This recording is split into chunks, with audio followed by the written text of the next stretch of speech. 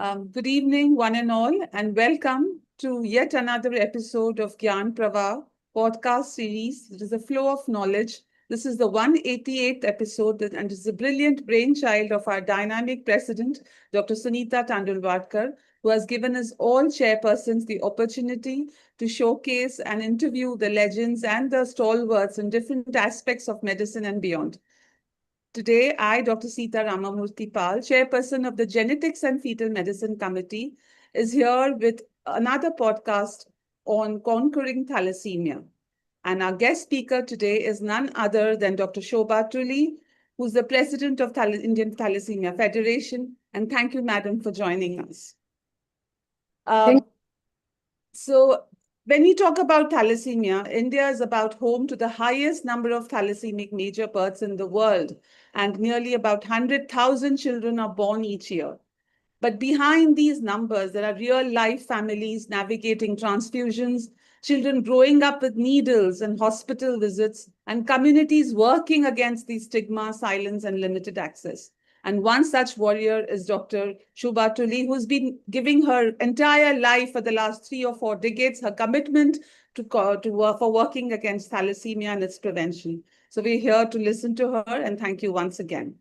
Today, Dr. Sunita Tandulwadkar, who's our dynamic president, has evolved so many projects from the time she's taken over. And Dr. Ashwini Kale, who's the joint secretary, who is a dynamic person herself, has been involved in all the activities that Madam has done. And today she joins us for the podcast series. So Ashwini, thank you for joining, and please give your messages before we start the podcast. Thank you. Thank you so much, Madam, for having me, and a very warm welcome to Dr. Shobha, Madam. This is another one of that cause where Fogsi is having its own stand, and where Fogsi has joined hands with Veda for a fight towards thalassemia, to create awareness and to create screening. As you just rightly said, Madam, there is a fear about this thalassemia amongst all the couples, be it the females or the males. So it's high time that we should create this awareness and to tell them that yes, there is a life beyond it. And I'm so happy that today you would be here, and it would definitely clear so many doubts and also give us inspiration to all those thalassemic patients out there that yes, you can. And I'll be very happy to have you with us, Madam, someday for some of the Fogsi programs. And Fogsi is also doing a lot of work in preconception care. So even in that preconception screening, we have kept this thalassemia screening as one of our pointers. The other pointers would be optimizing the BMI, the thyroid, the sugars. But then this is also one of the important pointers that this year Fogsi has taken up under the leadership of Dr. Sunita Tandulwadkar. So I'll join from the viewers link as usual and listen to this very interesting podcast. Thank you so much, Madam. Thank you, Sita, Madam, and all the best. Thank you. As Ashwini has said, as Dr. Ashwini has said, Dr. Sunita Tandulwadkar has come up with a big initiative called Sampurna Project, which looks at the women's holistic care, and it has major thrust on the preconception care. And thalassemia, Madam, is one of the major focuses. So it's glad that you're here, and because there are a lot of initiatives, a lot of the position statement that's come up where we are actually taking this forward, and we'll be looking forward to your contribution in this as always from before. So thank you, Ashwini, for that. And we will podcast. So before we start our conversation, it is my proud privilege to introduce Dr. Shobha Tully, who has been a major inspiration, as I said, her commitment in life to the global thalassemia, and is an absolute example for people to draw motivation from and to follow her. She is the Secretary Thalassemia India, Secretary Thalassemia International Federation, and President of Federation of India Thalassemia. She is a founder member of Thalassemia India, the first thalassemic NGO registered in India in the year 1987. That's really long, and has been serving unwaveringly her commitment since 1992. In 1993, she supported the establishment of Preeti Tully Thalassemia Unit at Sri Gangaram Hospital, New Delhi, in memory of her late thalassemia daughter. She's been serving as a board member of Thalassemia International Federation since 1994, holding the posts of President, Vice President in the past, and currently she's appointed as the TIF Secretary. She's also been serving as the president, as I said, of the Federation of Indian Thalassemics since the year 2000. Her work in the field of hemoglobinopathies for so many decades, for the last more than 38 years, has kept thalassemia very, very close to her heart. And she's one of the major contributors in developing the 2016 NHM Government of India guidelines on the prevention and control of hemoglobinopathies. She has participated in the development of National Policy on Hemoglobinopathies document as one of the committee members appointed by the Ministry of Health and Family Welfare. She has contributed towards the Disability Revision Guidelines as one of the committee members, again appointed by the Ministry of Family Health Welfare, Government of India. She, as the Secretary of Thalassemics India, is coordinating the Coal India HSAT Thalassemia Bal Seva Yojana program under the auspices of the Ministry of Health and Family Welfare, again from the Government of India. She was appointed by the Delhi government for a 5-year term as a committee member to evaluate disability research papers. And she has contributed also to the development of the IEC materials as a committee member appointed by the Ministry of Tribal Affairs, Government of India. She's held the position of advisor to the Indian Red Cross Society for a period of 3 years. And currently she has been appointed by the Thalassemia International Federation as the chair of the Asian Network Program to handle 6 Asian countries, including India. She has traveled extensively for her commitment, for her work for thalassemia in India and abroad, visiting various countries like the USA, Portugal, Iran, Cyprus, Greece, Thailand, Philippines, so many countries, and she has spread the awareness about thalassemia, has counseled patient communities, attending conferences, and also meeting policymakers. Her work for so many years has earned her numerous accolades. And to mention a few of them is the Best Social Organization Award in 1992 from the Ministry of Health, Delhi government, George Engels Award in 1994 from the Thalassemia International Federation, Lifetime Service Award from the Indian Academy of Pediatrics in the year 2000, Token of Thanks Award for rendering yeoman service to alleviate the suffering of children in the country from the Indian Academy of Pediatrics in 2014, Social Service Award given by Anjana Kutiala, one of the country's well-known artists, in 2017, Weaving Dreams Excellence Award in 2018 from Human Library, Lifetime Achievement Award from IAP again in the year 2024, Precision Medical India Awards in 2024 from the Voice of Healthcare, Mother Teresa Award, a very coveted award in 2024 by the FPTOI, and the Thanks for Unwavering Support Award by Coal India Limited in 2025. And I think the list is yet to go on. I'm sure the work you're doing, this is not the end of it. So thank you once again for joining us, madam, and we can start our conversation. Thank you. Thank you so much for your kind words. And you have promoted me from a housewife to a businesswoman, social to a doctor. No, no, but it is that work that you are doing is the recognition for it, and you deserve that, madam. So first of all, I would like to thank Foxy for arranging this and for having me here. And I'm sure that through this podcast, we'll be able to share the maximum correct information which can reach through your podcast to our thalassemia patients as well as the community at large. Right.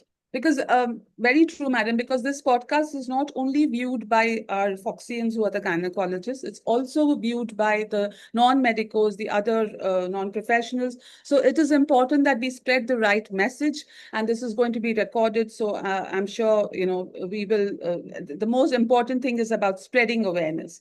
Yes. So if I can start, I know I'll be touching some sensitive moments, but if you're okay with that, can I just ask you, can you take us back to the, you know, time when you were actually diagnosed with the baby with thalassemia major?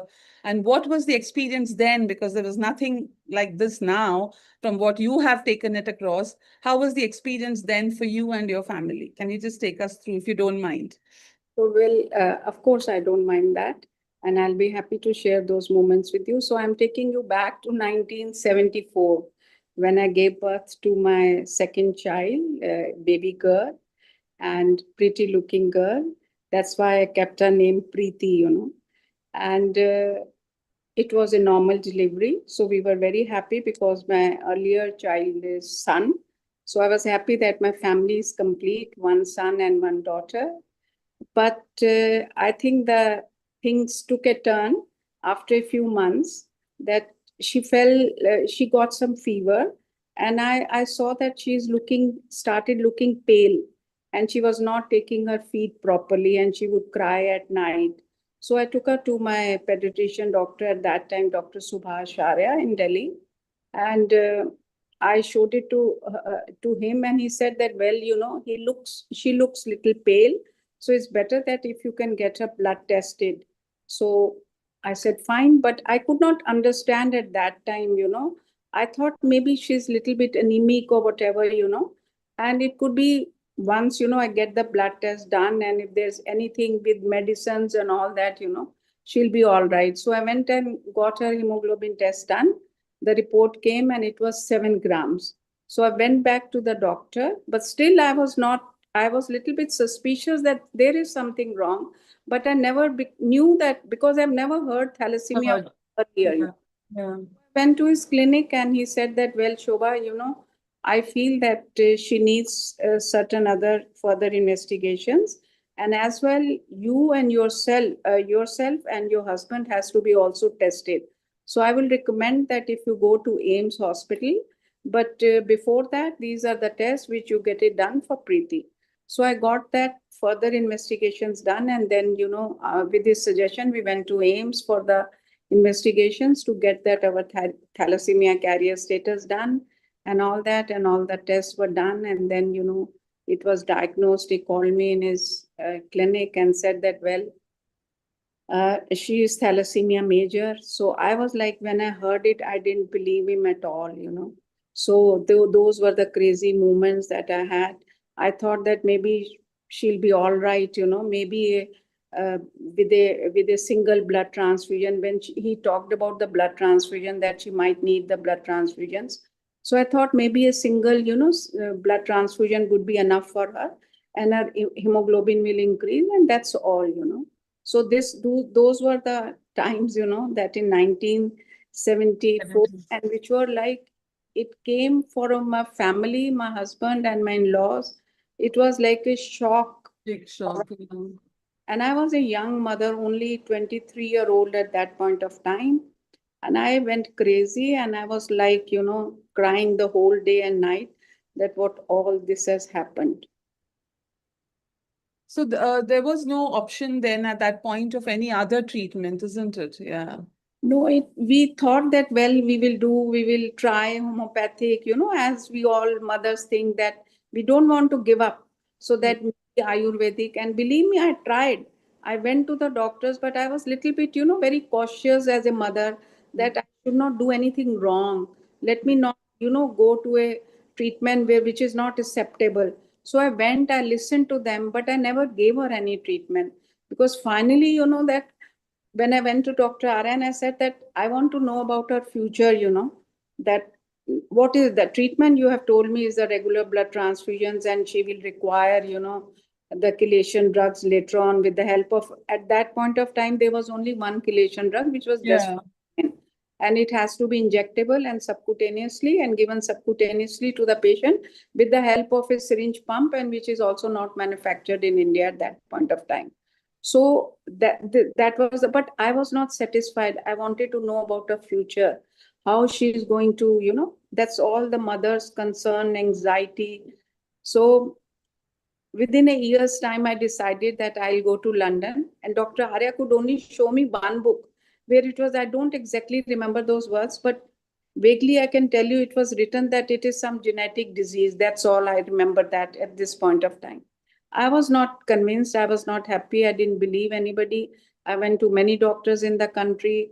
And then I decided that, well, I heard from somebody that, UCL doctor, Professor Weatherall is there,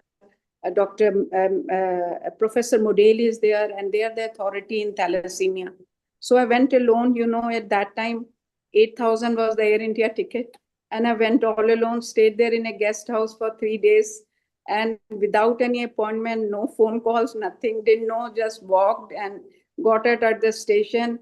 And I waited for nearly, I think, 3 to 4 hours in their office, outside their office. And then once somebody came and said, I told them that, well, I've come all the way from India and I want to meet. They said, you don't have an appointment. I said, I know I don't have an appointment, but this is something that you tell them that there is a lady, who is so anxious about that. And I want to have the correct information. So that was the day, when he took me in. I sat down with both of them and they explained me that what is exactly thalassemia, what is the future. It's a lifelong, at that time they used to use this word struggle, so it was like that kind of a picture was given, but they were a little bit soft in sharing all this information with me. So then I came back from there. I got some strength and I came back from there. Then I said that, well, I'm not going to look back. I will give the best to my daughter, whatever is possible, for as far as the treatment is concerned. And what inspired you to start this Preeti Thuli Thalassemia unit? And how was your journey been till then? It's something that in 1993 to start something like that was a big thing, isn't it? You see, that's another emotional story I will share with you. This was actually not to be named after her. We had Thalassemia India had decided to set up a center at Gangaram Hospital. And we had all the society members worked hard for that. And before I was to take my daughter for bone marrow transplant in 1993 to Pesaro, Italy, because that was the best center at that point of time. And she wanted to be cured. She wanted to be ex-thalassemic. She had never shared with her friends also that she is thalassemic. She would, when I would ask her, why don't you share it with your best friend at least? She would say, no, mom, they will correlate it to some HIV or all that. People don't know what is thalassemia. So I don't want to go into all these troubles. Why should I am happy, I'm happy with my friends and let me stay like that. So I valued her sentiments, whatever, she felt about that. And when this center was set up and all that, and there was no name, it was Thalassemia India Center. And I went and met Dr. Arya and I said that, well, I'm going to Pesaro and my daughter was with me. I'm going to Pesaro for the transplant. He knew about that. And I'll be back after 1 year. And so please get it inaugurated. I won't be here, during these times. Because I could never think that I'm going to meet a tragedy in my life. So he said, no, because he just to keep myself happy and all that. He said, no, you come back and then we will inaugurate it. So I said, maybe he's just, he's not so serious about it and they will do it. I just came out and all that. But when I lost her in Pesaro due to the bone marrow transplant complications, and I came back, and they had not inaugurated the center because I was there for 3 months. During that time, they did not do it. And then they called Dr. Arya came and he sat down with me and he said that, well, so then I consulted with my husband and all that. So we thought that let us make this unit, keep our name alive. And we had some understanding with the Gangaram Hospital. So that's how this center has been named as. I'm so sorry, madam. Sorry about that. But tell us the work of what Thalassemia India does. We know that the International Federation does a lot of work, but I know a lot of work is being done by, and especially you being the, heading it. So just give us an idea, because a lot of people are not aware that there is something like that and there are centers. So, you see, before 1987, there was no thalassemia NGO in the country. yeah, We were like fighting our own battles. each one was fighting them. Us, And I remember that I used to travel to London to get the medicines from there. Desferol was not available in our country in those years. Pump was not available. The needles were not available. They were the And special. transfusions was not that easy at that point, isn't it? It was very difficult, that first I will come to that why. And then was that, and no known literature with us. So we thought that, well, it's the time now to, collect ourselves, all our energies, and let's build up a center or maybe an association. So first we thought was to establish an NGO, and 10 of us, all 10 thalassemia parents got together and we got this registered, and that was 1987. And the same year, another NGO was was registered in Calcutta during that time. And in 1986, Thalassemia International Federation got established, in Cyprus, which the headquarters is in Cyprus.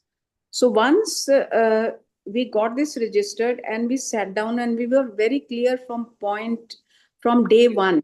Well, we are going to work advocacy work only. The things were so bad at that time. The approach of the doctors, the medical approach was very, very negative. No thalassemia centers in the country. The doctors would advise us, but with that no smiles, but will say that, well, you carry on with this treatment half-heartedly and all that. So we were not happy to.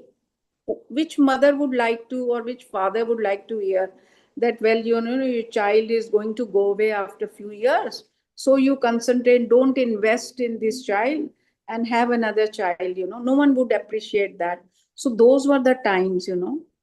And we thought that, well, we have to change this mindset. We have to show them. And how we can show them? We have to show them through our work, through our advocacy work. So all our voices, we have to be united, has to be strong enough to reach to the corridors of hospital, to the doctors, of course, and also again then to the state governments. At that point of time, we could not think of the union government, Ministry of Health. We were only focusing on the Delhi government. So those were times, and then slowly, all these equipments were not available in our country. The patients were like, running. I remember that when we got this blood leukocyte filters introduced in our country, I remember that day, that when I got it to one of the hospital blood banks, I can't take the name, and they said, ma'am, what problem ye kya leke aa gaye aap? I said, it's not a problem, because I used to go to London twice a year to get my daughter's transfusion done and investigation. So I was very nearer to that, what is latest there. Yeah. So I wanted to bring it back to our country, but not for myself, for others also. So we, as an organization, I would say we had many challenges, number of difficulties, no money in hand, but we never looked back. We decided we will move on. And today in 2025, I can say I'm very happy in front of you, sitting here and saying that whatever years have passed away, I think that when I look back, I feel that, well, we have done something. Advocacy really played. And now the government is listening to us. We are doing, as you said in your introduction, there are a number of initiatives and the programs. We are part of the government initiatives. So this is it will take me hours and hours to talk about Thalassemia India's activities. But looking at the time frame, timeline. So in short, this is what is now. We have an office which has been given to us from Indian Red Cross Society. We have a staff of 13 members. We have a group of 13 executive members. We hold the regular meetings and all that. And that's how, and we are doing, if you visit our website, you can see a lot of the projects that we are doing. One of the project which is very, very close to our hearts is the Helping Hands project. Under this, we help the underserved patients by giving them free of cost their chelation medicines, as well as the pumps and the infusion needles and everything, even investigation and hospitalization. So any patient who is in need of help, whether it is for the treatment or this thing, for the hospitalization, or even for the CVS testing also, we try and help those. That's fantastic, madam. I mean, hats off to your commitment and dedication over the years, an unwavering commitment, I must say, for that. And that is what has got you. But when we talk about our country, I mean, we know Cyprus and other, that they have done so much. How do we compare, and what can we learn from them? I mean, are we at par with them now? Or, I know earlier on they were better off, but now with all your work, what can be said about these countries who have actually taken it much ahead than, in preventing thalassemia?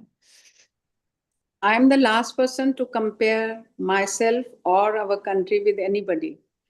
No, not comparing, madam. It's just that what lessons we can learn from them. Yeah. Cyprus has set an example in front of the whole world. Yeah. TIFF is established in Cyprus. I happen to be the secretary. Yeah. Since 1993, the voting member of Thalassemia International Federation. So we are very privileged that we have been associated with Thalassemia International Federation. If you ask me honestly, I will tell you, during those times when we were looking at the right kind of reliable information and the right kind of advice from the doctors that came through TIFF. How we used to hold the clinics, we used to hold small workshops. Then we started doing the big conferences of 600 people, 700 people. This is where TIFF came in, and they supported us with sending us the experts from all over the world. We learned a lot from them. So this is one thing which we learned from Cyprus. And when it comes to the prevention, Cyprus model is very different, which cannot be replicated in our country. Yeah. The marriages Cultures, yeah. take place in the churches. Yeah. In the country, most of the marriages are arranged. Few are love marriages. Even in the love marriages, they will forget whether thalassemia is so important in their life. They will plan something. So, and when we talk about another country, our neighboring and all that, Iran, if you look Yeah. at, so Cyprus as a small continent, less population. India is a hugely populated country. So the Cyprus government, because the medical support is given free of cost to Free of all. cost. That's a major thing there, yes. So they decided that, well, if they spend that of money on the management versus if they compare it with the cost of the prevention cost in the coming years would be less. Much less, yeah. So there'll be less burden on the government, on their health system. And in Iran, as of course, is a developing country, but again, 9 crore population, 2 to 3 lakh of thalassemia carriers. If we look at our country, population, you know about that. The thalassemia majors, no registry, but 1 lakh to 2 lakh thalassemia major patients in our country. And the carriers are between 3 to 17, but the mean is about 5%, carriers. So what I feel is that we have to look at the other countries to see what are their best practices, which we can could be replicated in our system, which we could adopt it. I feel, as far as India is concerned, first of all is the awareness. If we compare today's awareness with the last 20 years, there's a lot of difference. Lot of difference. But still, it is not enough. I want that kind of an awareness that a pregnant woman, ideally, everyone who goes for they go for the horoscope matching and blah, blah things, let them do it. That's our dharam. I will not say that don't do that. Do that. Because our parents and we have to satisfy them, those generations also. Do that. But be modern also and get yourself tested. But still, if you are in love or whatever before marriage, you don't want to do it and all that, because at this point of time in our country, we don't have that much of awareness. At least before planning a baby, consult your gynecologist and tell them that, well, I have heard about thalassemia. I want to get myself tested for thalassemia. That kind of awareness has to be generated in our country. We cannot, we cannot just tell them that, oh, there's some societies are saying there should be a law, in our country that this test thalassemia carrier should be made mandatory.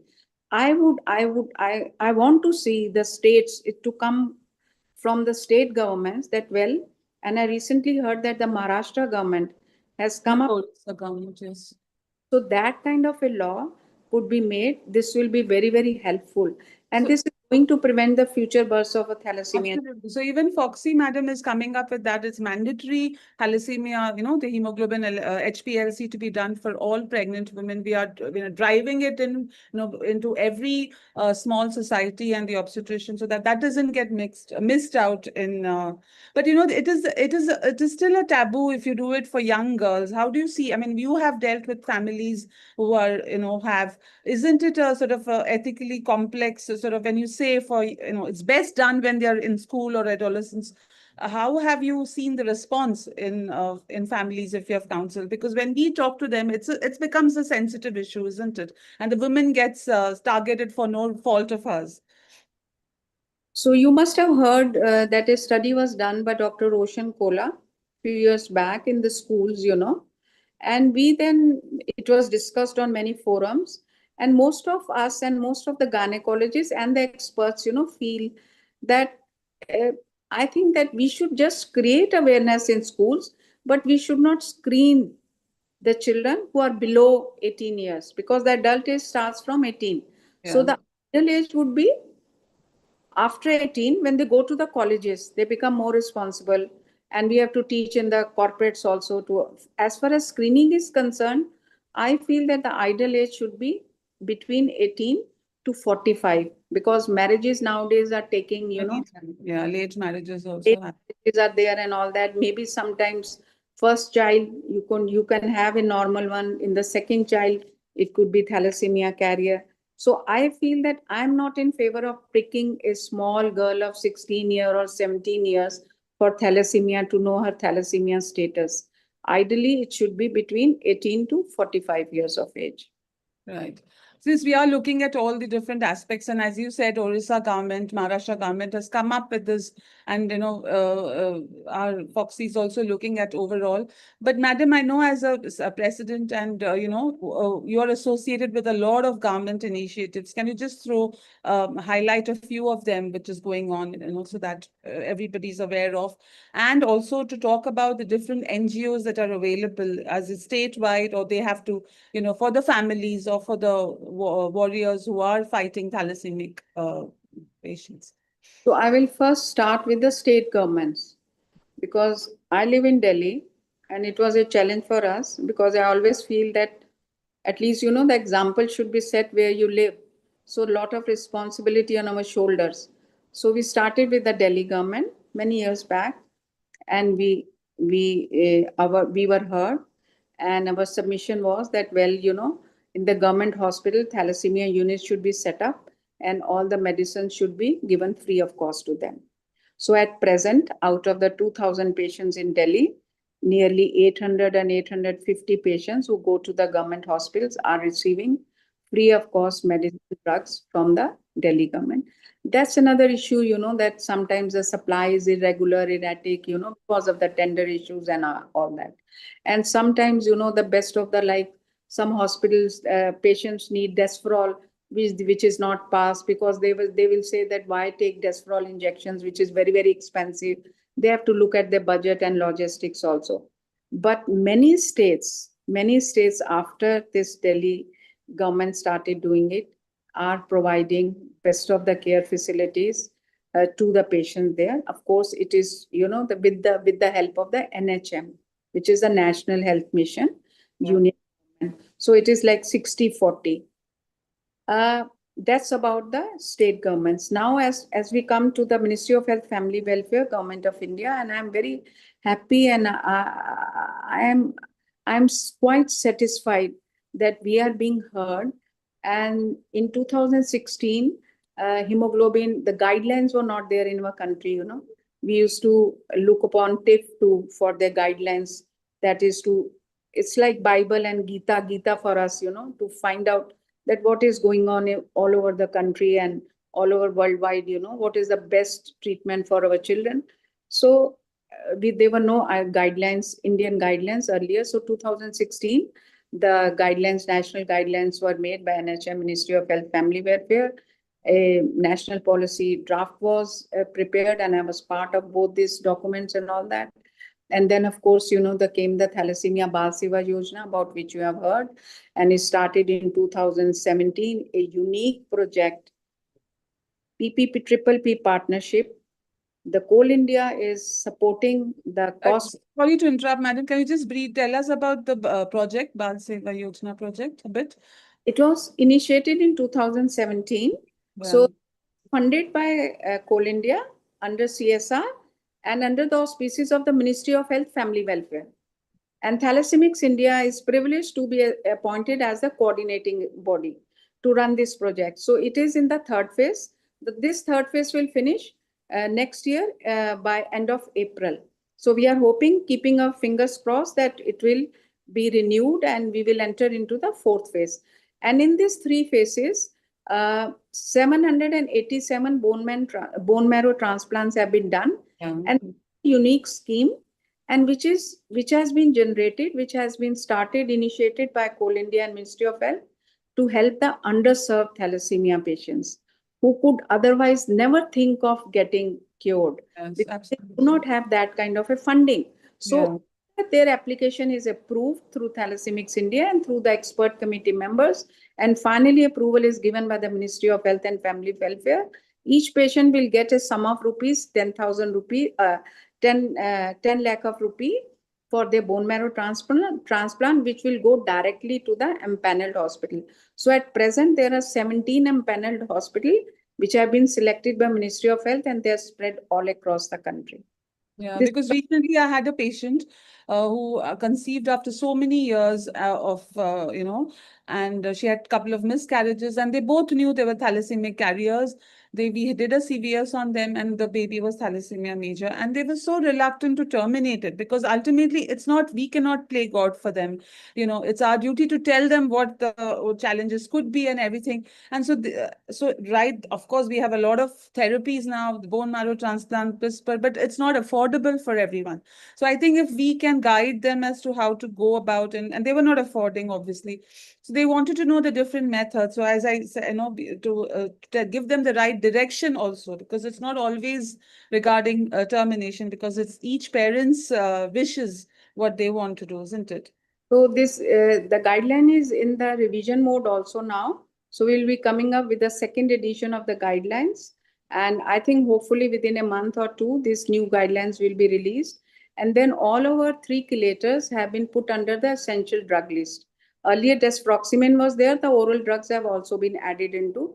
And then, another very Ayushman Bharat Yojana, which is our Honorable Prime Minister's very favorite project. Yes. And we approached NHA, National Health Authority, and Ministry of Health. So 6 specific thalassemia packages have been released. We worked very hard on this for nearly 11 months, and finally the 6 thalassemia packages have been released, where these patients can get the free treatment in those hospitals which are private as well as government, but has to be empaneled under the PMJY. Now the biggest challenge at this moment is that, well, the scheme is there, the packages are there, but our patients are not able to access those packages because of the various reasons, which if I'll start discussing it will take a lot of time. But we are in touch with National Health Authority and Ministry of Family Welfare that, well, there should be some revision should be made into that, so that these packages could be the patients could take benefit from such packages, Right. So about the recent activities, and very important is that you must have heard about the sickle cell elimination program. Big results coming up in a big, yes. We are in touch with the ministry that, well, in the similar mode, the thalassemia elimination program should be also started. So the ministry is seriously looking into that, and I'm hopeful. I'm very hopeful. I would say that, well, we will be heard and it will soon start. That's one. Yes, we are also very hopeful, madam. We need Fogsi's help as well. Yes, absolutely. We are we are all committed, because we ourselves are seeing the amount of, the trouble or the challenges that the parents go through once it's diagnosed. And sadly, even now, we tend to see patients who've had previous babies with majors only when they come. Very few of them from the districts, they come as a routine screening. So that is what we want to propagate. I think in the urban centers, it's quite well, especially in hospitals, they are offering free HPLC to all, and and advocating, but it is those inner centers where, people are not aware and they only come up when they've had a baby with thalassemia, and that's obviously pretty late then. Madam, I would also want you to talk about the different NGOs that are there apart from yours. Yeah. I was coming to that. So Yeah. in India, there are about 50, more than 50, 52 thalassemia NGOs spread all across the country. And most of them are doing wonderful work in their own areas. And they had the successful programs. They are very strong bodies and all that. And we are in touch. We all work hand in hand with everybody. Wherever they need our assistance, we are there. Whenever they call us, we reach there, and whatever information or whatever suggestions, what kind of support if they require it, so we join our hands. Now in this month only, in Hyderabad, we are doing to another workshop which is being organized by Coal India, and we are their knowledge partners. So it will be, we are doing it in association with the local organization. So societies, because they are run by the thalassemia parents, most of them, so they know the, they have suffered, so Yes. through the pain. So that's what I was there in yesterday in one of the sessions in the conference, day before in the inauguration, and as I use these words, it's time now to, to change and to turn this pain into gain. So if you are looking gain not for ourselves, for others. The future, yes. So it's time now that the things, I feel that whatever hard work all these NGOs have been doing it for so many years, some fruitful results are there, but still a long way to go. And we can only sleep when we can meet our objective. And the two objectives, one is treatment for all, medicines for all, because our first duty is towards our existing thalassemia patients. Yes, absolutely. Irrespective of their social status or income status. I do not believe in that. If somebody is having money, if they can afford it, there are so many other challenges in life. Why not? Thalassemia is a progressive disease. They should be also included. So, like what is happening in other states, they don't look at in the Greece and in Cyprus or in UK that, well, if you are poor, then you will be given. If you are not poor, then it won't be given. So what we want, treatment for all our thalassemia patients. And secondly, no future births of children with thalassemia major. So these are objectives. So that's the message that I always give to my NGOs is, let's try our best to change this pain into gain. That's fantastic. And work together. Yeah. Right. So, as our podcast title is Conquering Thalassemia, how do you look at it, madam? What does it mean to you personally? Can we do that? I mean, since you've been there since 1973, I know it's a big word, but we have managed quite a bit, isn't it? Don't you? Let's be positive about it. I was a history student.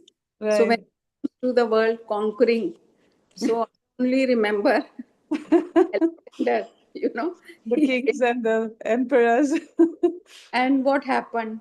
So I would say that, well, and recently in one of the conferences, the topic that was given to me was, I have done my bit. What next? So it was a new topic for me, but I liked it.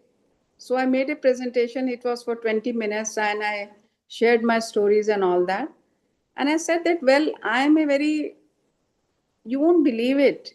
When I got married, I was a very simple girl, although I studied at Miranda College, Delhi University, but very simple, and I would hardly speak. And I remember, I must tell you one thing, which I forgot to share it with you. I used to cry even if people will speak loudly, the tears would flow. And once I was feeding Preeti when she was about 4 months old, and she was on my lap, and I was crying. And the tears fell on her cheek, and she cried, and she stopped taking the milk. And I felt very bad. I said, what I have done to her. From that day onwards, I thought that, well, I have to be very, very strong. If I'm going to lose heart, who is going to look after my children?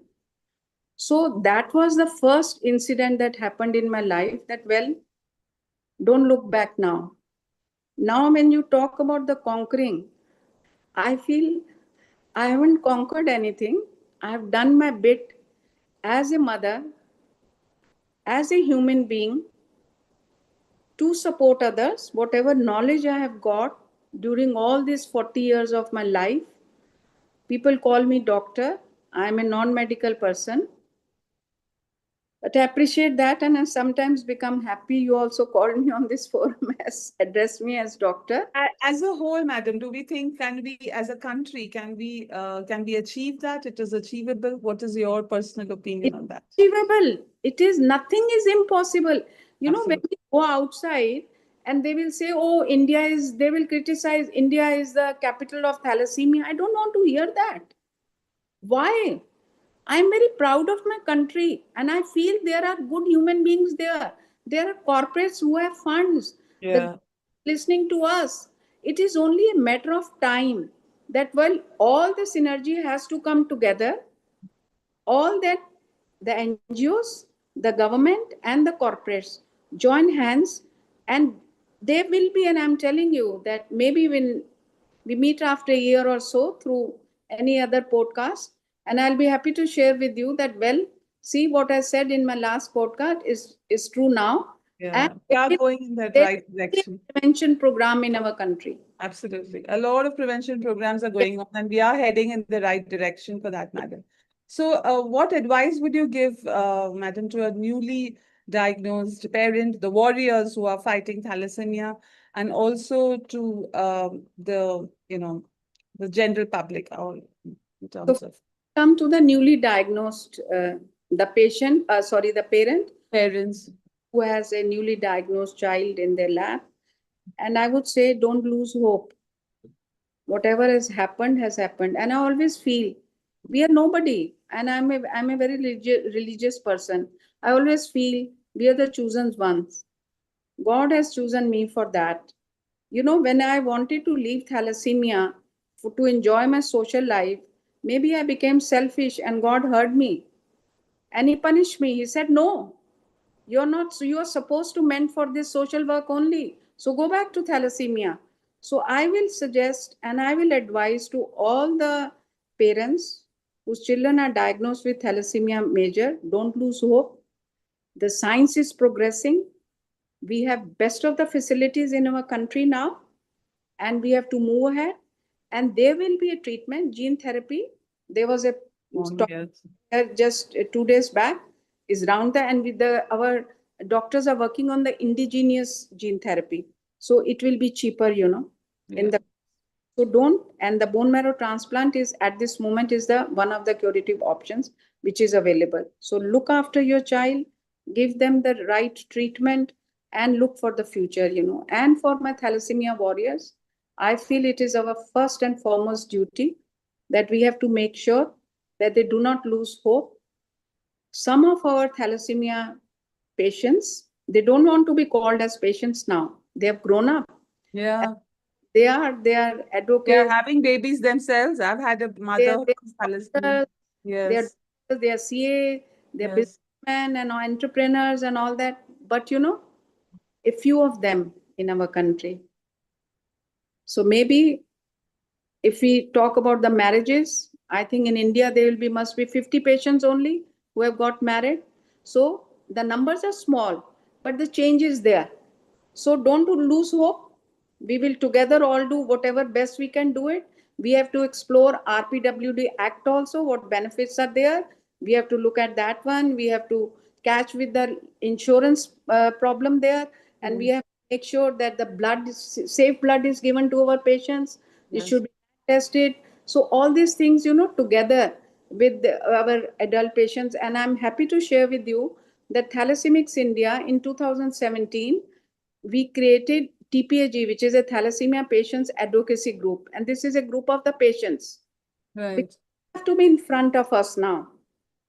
So they are the ones who are suffering. And if it comes from them, like I said, as a mother, if it comes from here, that makes a difference rather than a person who is not. Other person. Yes. Yes. So it makes a The difference. support groups of the patients themselves who will give advice and sort of reassurance. And now for the community. Before I go to the community, I have a request with folded hands to Foxy, to our president and to all the office bearers, that please make sure, start advising the gynecologists that, well, thalassemia carrier test should be like, written when they write HB, blah, blah, things, all the tests. That is already being done, madam, yes. Of the format, that's one thing which I would like to request you with folded hands on behalf of all the thalassemia community. And lastly, the last message to the community through your podcast is, one is the donate blood. Yes, Make that's also good, blood yeah. your habit. It can come through human beings. Why I'm saying this? Of course, it's good to donate blood. It's good for your health also, but for my thalassemia children, they need blood. Their life is dependent on blood. And sometimes, when there is a shortage of blood and their hemoglobin drops, and look at their faces, they will be pale, they cannot work. And if we go to the other states also and cities, the things are not that very great, which I don't want to discuss here. But the thing is that, well, at least the first need of our patients is blood. Blood, yes. That should be made available to them on demand basis. Not that today's blood is not available, you come tomorrow. So No. to the general public. And second message which I want to give it to them is, please be aware about thalassemia, know more about thalassemia. Visit the websites, visit the website, our society's website, visit other websites, visit TIF's website, and make sure that you get your blood tested ideally before marriage. If you don't want to get it done before marriage, please, before you plan a baby, women will go to the gynecologist and tell them, I've heard about thalassemia. I want to, if it is not written in that list of the tests, please tell her that, well, I want to know more about thalassemia. I want to get my blood tested for thalassemia. Even if she doesn't ask, madam, I think it is also the duty of the treating physician and the obstetrician to tell them, make them aware that you have to get this tested, because they might not be aware of, or they might not have heard of such things as well. And I think, and madam, as you said about blood transfusion, Dr. Sunita Tandulwadkar, this year, we've also started the project of donating blood and, creating awareness programs. And of course, July 1st being Doctors' Day, most of the places, they have these blood donation camps where we encourage people and doctors as well. So it is coming up in a big way, because blood is always there, especially for these children. And I think that's important. And but a lot of important is to counsel these warriors that a lot of guilt feeling goes through them when they are, that is a lot of counseling is required for them as well, when they're suddenly thrown up with this challenge of having such babies and to look after them. Yeah, guilt is starts from the parents first. Yes. Feel guilty that, well, yeah. thalassemia, and I feel that the child could sense it. The thalassemia major would sense it sooner or later. True. That my parents are feeling maybe I'm a burden on them. And then, when the patients grow up, sometimes if they are not treated properly, they stay short, and their features are like that. So they feel sometimes, that, well, they're not presentable or whatever, So one has to, but I have seen some of those patients also who do not care a bit about that, about their appearance. They are so bold enough. They are very strong enough. Yes, yeah, true. Them, that they will move forward. They are moving forward in their life, and they're achieving whatever they want to do. Absolutely. In outside Western world, we have now patients reaching near the age of 70s. One of the patient is a grandfather now in America. That's wonderful. In India have also crossed 50s. Yeah. To see them entering into 60s, and I'm sure that will happen. That will happen.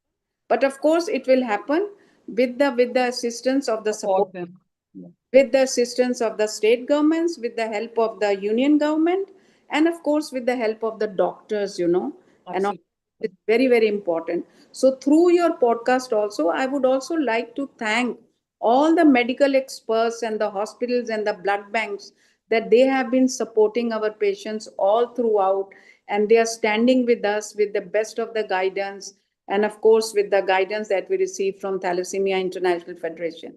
Yeah. Yeah, and one last question, madam, if how does a patient, I mean, if you have to advise a patient about getting the right access to these NGOs, can you just throw light on how can they go about in the easiest way without, causing a lot of, because they feel, oh, a lot of bureaucracy and this goes on, so they might not get. So can you throw some light on what would be the easiest way for a patient to get help? As you said, there is a lot of help available, but people are not aware of how to get that help, if needed. Doors of Thalassemics India is always open. 10 to 5. Right. They can visit our office. They can reach to us through WhatsApp, through emails. So they are more than welcome wherever they live in India. We'll be happy to counsel them. And if we have enough financial resources with us at that point of time, whatever support is required by them, we'll be happy to give them, to share with them and to extend them. Secondly, wherever they live, they should try to look and contact the local NGO and reach there. Make sure that they are heard. Sometimes, the patients Do you also. have a directory of these NGOs, madam, anywhere? Is it available?